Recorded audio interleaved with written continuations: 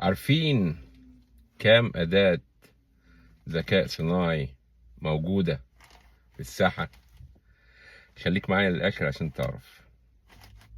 السلام عليكم ورحمة الله وبركاته. هنتكلم النهاردة عن أدوات الذكاء الصناعي وقد إيه هي بقت كتيرة جدا.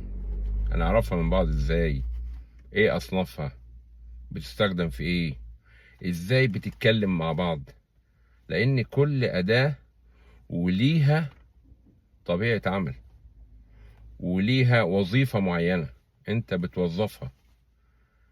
عايزين نعرف دلوقتي احنا معانا في ايدنا كام أداة للذكاء الصناعي نقدر نستخدمها.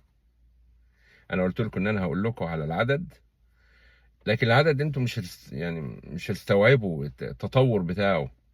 احنا كنا 200 أداة في 2010، وصلنا لغاية 14200 أداة موجودين حاليا في السوق. تخيلوا، كل أداة ليها استخدام، وكل أداة ليها طبيعة. إن شاء الله خليكم معايا وتابعوني، هتعرفوا كل أداة وبتعمل إيه.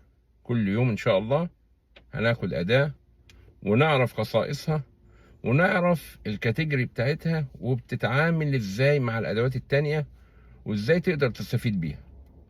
وبرضو اكتب اسمك في اللينك اللي في البايو عشان تحضر معانا الويبينار اللي جاي ان شاء الله وتستفيد وتحقق ارباح.